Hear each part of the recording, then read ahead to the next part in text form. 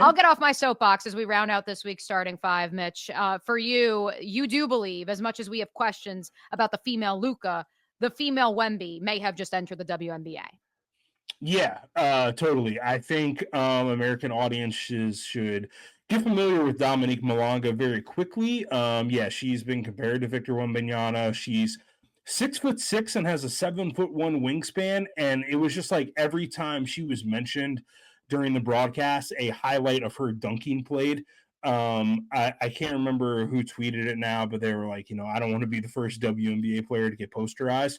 But I think that is coming. I think Domonique Malonga is going to dunk on somebody, and we're all going to go crazy. And I think it's going to be a fun thing to kind of watch her develop and play over the next couple of years with the Seattle Storm. I thought that was a great pick by them. I mean, really a no-brainer. I was reading some of my friends over at the Next who do a great job of like putting together a big board and kind of evaluating the talent coming into the league. And they put her ceiling as, quote, Lisa Leslie with a 3-pointer, just for kind of, an idea of like how good Domonique Malonga can be. I was kind of thinking about her in the context of like, if Caitlin Clark is like our Michael Jordan, and this is sort of like late 80s NBA, can Domonique Malonga be our like Dominique Wilkins? Is that Ooh, I possible? like that. I like that. So I think that could be a lot of fun. Yeah, so I'm here for Domonique Malonga. I would like to see her do well. I'm looking forward to just seeing her in action in the WNBA game, and yeah, throwing down some dunks. Who doesn't like a dunk? Exactly. I love Dunkin' Donuts, especially.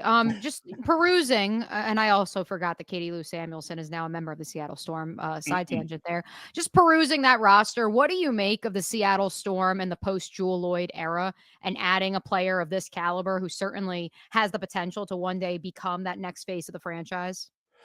Yeah, I thought that they're picking Malonga. I think there were a lot of people that thought, oh, well, really they could go for a guard here because they lose Jewel Lloyd and all that. But I really, really liked what they did in the draft overall. You get Nika Mule didn't really play last year because she was hurt. They do have Skylar Diggins Smith, and I really liked their pick of Serena Sundell Hmm. later in the draft. I think she's somebody who could have a really good WNBA career. I mean, she's a big guard at 6'1". She can shoot the three, led the nation in assists. Like, she has really, really great court vision. So I think your backcourt is kind of set. So I like the Malonga pick. I think it's possible that maybe Seattle competes for a playoff spot this year. Maybe they're sort of one of the last teams in, or right there on the line. I like their roster. You still got Neko Ogumake, you got Hmm. Gabby Williams, you got Lexi Brown, you got Ezzy, Jordan Horston's there, They added um, Alicia Clark. They Alicia added Erica Clark. Wheeler. I think they're going to compete for like the oldest roster, despite the fact that they have a 19-year-old true rookie who is, expected to maybe take a little bit of time, but could also set the league on fire. Yeah, I think Malonga has the potential to like have a really, really strong year with all of these veterans around her.